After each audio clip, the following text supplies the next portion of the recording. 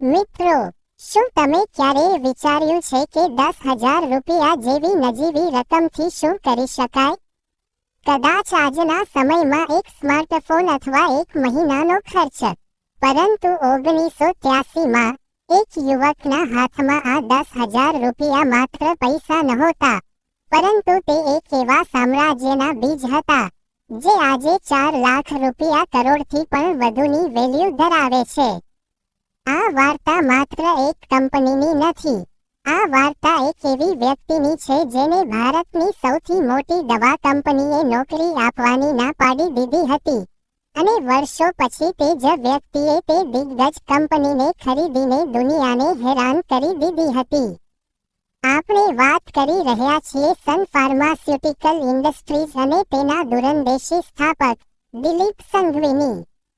વિત્તમ વિકાસના આજના આ ખાસ એપિસોડમાં આપણે સન ફાર્માની તે યાત્રાની ઊંડાણમાં ઉતરીશું જે વ્યૂહરચના, સાહસ અને મનોવૈજ્ઞાનિક સમજની એક માસ્ટર ક્લાસ છે. દિલીપભાઈની સફળતાનું સૌથી મોટું રહસ્ય તેમના દ્વારા કરવામાં આવેલા સ્ટ્રેટેજિક મર્જર્સમાં છુપાયેલું છે. આખરે કેવી રીતે તેમણે ડૂબતી કંપનીઓને ઓળખીને તેમને સોનામાં ફેરવી દીધી? આખરે એક કોમર્સ ગ્રેજ્યુએટ જેણે કોઈ સાયન્સ બેકગ્રાઉન્ડ વગર દવાઓની દુનિયામાં પોતાનો ડંકો કેવી રીતે વગાડ્યો? આ વાર્તા તમને અંત સુધી જકડી રાખશે, કારણ કે તેમાં દરેક વળાંક પર એક નવો પડકાર અને એક અવિશ્વસનીય જીત છે.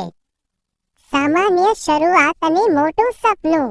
દિલીપ સંઘવીનો જન્મ 1955માં ગુજરાતના એક નાનકડા શહેર અમરેલીમાં થયો હતો. તેમનું પ્રારંભિક શિક્ષણ ત્યાં જ થયું, પરંતુ પાછળથી તેમનો પરિવાર કોલકાતા જતો રહ્યો. તેમના પિતા શાંતિલાલ સંઘવી કોલકાતાના પ્રસિદ્ધ બડા બજાર વિસ્તારમાં દવાઓના હોલસેલર હતા. દિલીપભાઈએ કોલકાતા યુનિવર્સિટીમાંથી કોમર્સમાં સ્નાતકની ડિગ્રી મેળવી. હવે અહીંથી વાર્તાનું મનોવૈજ્ઞાનિક પાસું શરૂ થાય છે. એક ગુજરાતી પરિવારમાં જન્મ થયો હોવાથી વેપાર તેમના લોહીમાં હતો, પરંતુ તેઓ માત્ર એક દુકાનદાર બનીને રહેવા માંગતા નહોતા. જ્યારે તેઓ તેમના પિતાની દુકાનમાં મદદ કરતા હતા, ત્યારે તેઓ અવારનવાર દવાઓના ડબ્બાઓને ધ્યાનથી જોતા હતા. તેઓ જોતા હતા કે તેઓ માત્ર ડબ્બા નથી વેચી રહ્યા, પરંતુ લોકોની આશાઓ વેચી રહ્યા છે. તેમના મનમાં આ સવાલ વારંવાર થતો હતો કે આપણે બીજાની બનાવેલી દવાઓ કેમ વેચીએ છીએ? આપણે પોતે આપણી દવાઓ કેમ બનાવી શકતા નથી? આ એક નાનકડો વિચાર હતો, પરંતુ તેમાં એક વૈશ્વિક સામ્રાજ્યનો પાયો છુપાયેલો હતો. પરંતુ રસ્તો સરળ નહોતો. દિલીપભાઈ પાસે ફાર્માકોલોજીની ડિગ્રી નહોતી કે મેન્યુફેક્ચરિંગનો અનુભવ પણ નહોતો. તેમણે વિચાર્યું કે પહેલા કોઈ મોટી કંપનીમાં કામ કરીને અનુભવ મેળવી લઈએ. તેમણે તે સમયની દિગ્ગજ કંપની રેનબેક્સીમાં નોકરી માટે અરજી કરી. પરંતુ કિસ્મતની રમત તો જુઓ, રેનબેક્સીએ તેમને રિજેક્ટ કરી દીધા. તેમને લાગ્યું કે કદાચ આ તેમના કામની વાત નથી. પરંતુ તે જ ક્ષણ હતી જેણે તેમની અંદરની આગને હવા આપી. તેમણે હાર માનવાને બદલે પોતાનો રસ્તો બનાવવાનું નક્કી કર્યું. 10,000 રૂપિયા અને સન ફાર્માનો જન્મ. 1983નું વર્ષ. દિલીપભાઈએ તેમના પિતા પાસે 10,000 રૂપિયા ઉધાર માંગ્યા. તેમના પિતાએ તેમના પર વિશ્વાસ મૂક્યો અને આ રકમ આપી દીધી. ગુજરાતના વાપીમાં તેમણે એક નાનું મેન્યુફેક્ચરિંગ યુનિટ ભાડે લીધું. કંપનીનું નામ રાખવામાં આવ્યું સન ફાર્માસ્યુટિકલ ઇન્ડસ્ટ્રીઝ. શરૂઆતમાં તેમની પાસે માત્ર 5 દવાઓ હતી, અને તે બધી માનસિક રોગ, સાયકાયટ્રી સંબંધિત હતી. અહીં દિલીપજીની વ્યૂહાત્મક વિચારસરણીનો પ્રથમ પરિચય મળે છે. તે સમયે મોટી દવા કંપનીઓ એન્ટીબાયોટિક્સ અને વિટામિન્સ જેવી સામાન્ય દવાઓ પર ધ્યાન આપી રહી હતી. માનસિક રોગની દવાઓનું બજાર ખૂબ નાનું માનવામાં આવતું હતું અને કોઈ તેમાં ઉતરવા માંગતું નહોતું. દિલીપભાઈએ સમજ્યું કે આ નિશ માર્કેટ નીચે માર્કેટમાં સ્પર્ધા ઓછી છે અને જરૂરિયાત વધુ. તેમણે સાયકિયાટ્રીના ક્ષેત્રને પસંદ કર્યું જેથી તેઓ ભીડથી અલગ દેખાઈ શકે. શરૂઆતના દિવસોમાં દિલીપભાઈ પોતે જ સેલ્સમેન હતા, પોતે જ ડિલિવરી બોય અને પોતે જ મેનેજર. તેઓ કાળઝાળ ગરમીમાં ડોક્ટરો પાસે જતા હતા. ઘણા ડોક્ટરો તેમને કલાકો સુધી રાહ જોવડાવતા તો ઘણા સીધી ના પાડી દેતા. એક કોમર્સનો છોકરો આપણને દવાઓ વિશે જણાવશે. આ કટાક્ષ તેમને અવારનવાર સાંભળવા મળતો હતો. પરંતુ તેમની આંખોમાં એક ચમક હતી અને ઈરાદાઓમાં ગુજરાતી માટીની મક્કમતા. તેમણે ધીરે ધીરે ડોક્ટરોનો વિશ્વાસ જીતવાનું શરૂ કર્યું. મુશ્કેલ સમય અને પ્રથમ મોટી જીત. સન ફાર્માની પ્રારંભિક સફળતા પછી પણ રસ્તાઓ સરળ નહોતા. 1980ના દાયકાના અંતમાં અને 90ના દાયકાની શરૂઆતમાં ભારતીય બજાર બદલાઈ રહ્યું હતું. વિદેશી કંપનીઓ ભારત આવી રહી હતી. દિલીપભાઈને સમજાયું કે જો ટકી રહેવું હોય તો માત્ર વધવું પૂરતું નથી, પરંતુ વ્યૂહાત્મક રીતે વિસ્તાર કરવો પડશે. અહીંથી તેમની મર્જર્સ એન્ડ એક્વિઝિશન, મર્જર્સ અને એક્વિઝિશન્સની તે શ્રેણી શરૂ થઈ જેણે તેમને ફાર્મા જગતના બેતાજ બાદશાહ બનાવી દીધા. 1990ના દાયકાના મધ્યમાં સન ફાર્માએ મિલમેટ લેબ્સ અને ગુજરાત લાયકા જેવી કંપનીઓનું સંપાદન કર્યું. તેમનો ફોર્મ્યુલા સીધો હતો. એવી કંપની શોધો જે આર્થિક રીતે નબળી હોય પરંતુ તેની પાસે ઉત્તમ ઉત્પાદનો પ્રોડક્ટ્સ હોય. તેઓ તે કંપનીઓને ખરીદતા, તેમની કાર્યપદ્ધતિમાં સુધારો કરતા અને તેમને સન ફાર્માની બ્રાન્ડ સાથે જોડી દેતા. પરંતુ સૌથી મોટો વળાંક ત્યારે આવ્યો જ્યારે 1997માં તેમણે અમેરિકન કંપની કેરાકો ફાર્માસ્યુટિકલ્સ કેરાકો ફાર્મા ને ખરીદવાનું જોખમ લીધું. કેરાકો તે સમયે દેવાળિયા થવાની આરે હતી. અમેરિકન રેગ્યુલેટર એફડીએ તેના પર અનેક પ્રતિબંધો મૂક્યા હતા. બજારના જાણકારોએ દિલીપભાઈના આ પગલાંને આત્મઘાતી ગણાવ્યું. પરંતુ દિલીપભાઈ જાણતા હતા કે અમેરિકન બજારમાં પ્રવેશવાનો આ સૌથી સસ્તો અને સીધો રસ્તો છે. તેમણે કેરાકોને સુધારવા માટે વર્ષો સુધી મહેનત કરી. તેમની આખી ટીમને ત્યાં લગાવી અને અંતે તેને એક સફળ નફાકારક કંપનીમાં ફેરવી દીધી.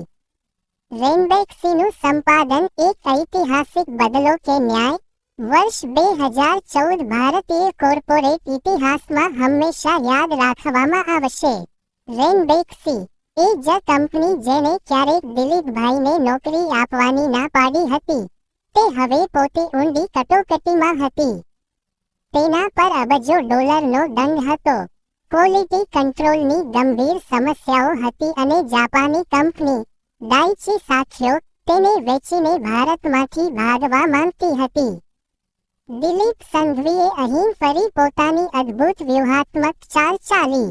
તેમણે રેનબેક્સીને $4 બિલિયન લગભગ 25,000 કરોડ રૂપિયામાં ખરીદવાનો સોદો કર્યો.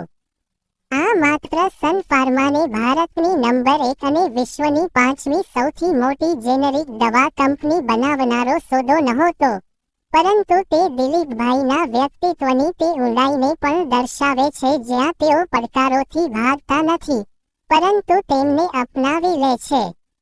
રેનબેક્સીને સન ફાર્મામાં ભેળવી દેવી એ એક ખૂબ જ મોટો મનોવૈજ્ઞાનિક અને ઓપરેશન્સનો પડકાર હતો. બે અલગ અલગ સંસ્કૃતિ ધરાવતી કંપનીઓને એક કરવી સરળ નહોતી.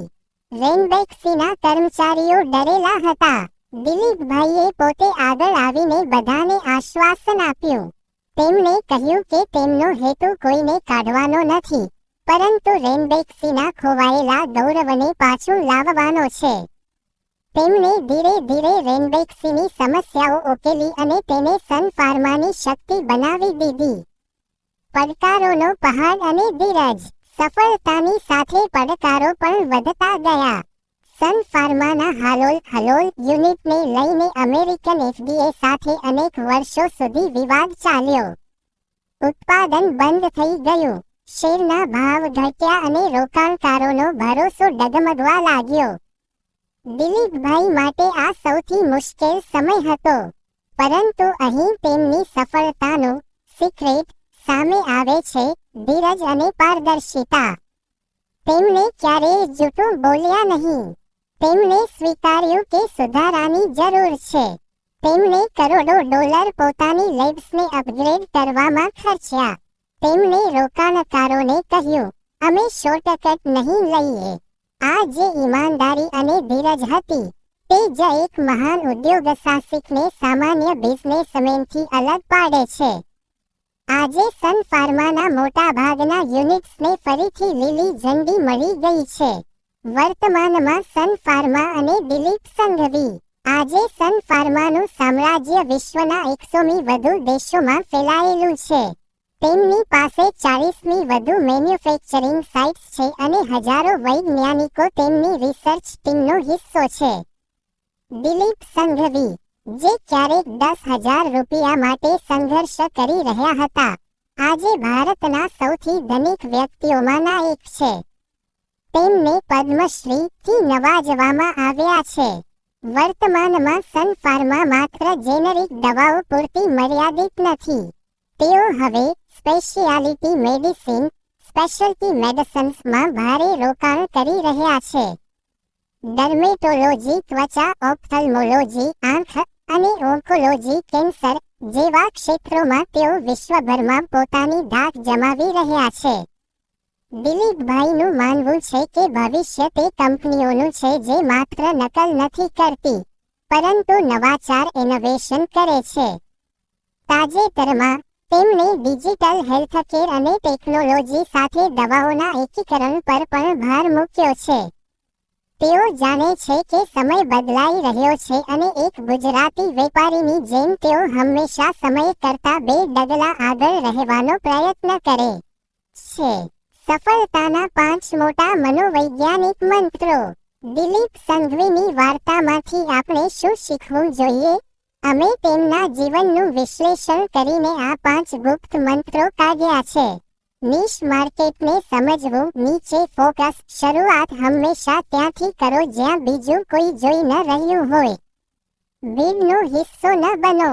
નિષ્ફળતાને ઈંધણ બનાવવું. રેઝિલિયન્સ. જ્યારે રેનબેક્સીએ તેમને રિજેક્ટ કર્યા, ત્યારે તેઓ રડ્યા નહીં. તેમણે પોતાને સાબિત કરવા માટે તે રિજેક્શનને પ્રેરણામાં ફેરવ્યું. વ્યૂહાત્મક વિલીનીકરણ. સ્ટ્રેટેજિક એમ્પરસન એ માત્ર પોતાના સંસાધનો પર નિર્ભર ન રહો. બીજાની નબળાઈમાં પોતાની તાકાત શોધો અને સાથે મળીને આગળ વધો. ગુણવત્તા સાથે કોઈ બાંધછોડ નહીં. Quality over profits. લાંબી રેસનો ઘોડો તે જ બને છે જે મુશ્કેલ સમયમાં પણ પોતાની નૈતિકતા અને ગુણવત્તા છોડતો નથી. સાદગી અને વિનમ્રતા. હ્યુમિલિટી. અબજોપતિ હોવા છતાં દિલીપભાઈ આજે પણ એક સામાન્ય વ્યક્તિની જેમ રહે છે. તેઓ ઓછું બોલે છે અને તેમનું કામ વધુ બોલે છે. નિષ્કર્ષ અને પ્રેરણા. તો મિત્રો, સન ફાર્માની આ વાર્તા આપણને શીખવે છે કે સફળતા માટે તમારી પાસે બહુ મોટું બેંક બેલેન્સ અથવા કોઈ ફેન્સી ડિગ્રી હોવી જરૂરી નથી. તમારી પાસે હોવો જોઈએ એક નક્કર વિચાર, તેને અમલમાં મૂકવાનું સાહસ અને મુશ્કેલીઓ સામે ન ઝૂકવાનો ઈરાદો. દિલીપ સંઘવીએ સાબિત કરી દીધું કે એક મધ્યમ વર્ગનો ગુજરાતી છોકરો પણ વિશ્વની સૌથી જટિલ ઇન્ડસ્ટ્રીમાં ગ્લોબલ લીડર બની શકે છે. જો તેઓ 10,000 રૂપિયાથી 4 લાખ રૂપિયા કરોડની સફર કરી શકે છે, તો તમે પણ તમારા સપના સાચા કરી શકો છો. બસ જરૂર છે સાચી દિશામાં પ્રથમ પગલું ભરવાની. જો તમને દિલીપભાઈની આ પ્રેરણાદાયી વાર્તા પસંદ આવી હોય, તો તેને તમારા તે મિત્રો સાથે જરૂર શેર કરજો જેઓ પોતાનું સ્ટાર્ટઅપ શરૂ કરવા માંગે છે.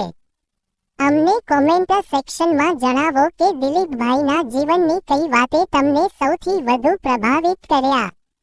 આવી જ ભારતની પ્રેરણાદાયી વાર્તાઓ અને વ્યાપારી રહસ્યો જાણવા માટે અમારી ચેનલ વિક્ટમ વિકાસને સબસ્ક્રાઇબ કરવાનું ભૂલશો નહીં. હું છું તમારો દોસ્ત, અને આપણે ફરી મળીશું એક નવી સફળતાની વાર્તા સાથે. ત્યાં સુધી સપના જોતા રહો અને તેમને સાચા કરવા માટે મહેનત કરતા રહો. જો તમે પિરામલ ગ્રુપની સફળતા વિશે જાણવા માંગતા હોવ તો આ વિડિયો જુઓ.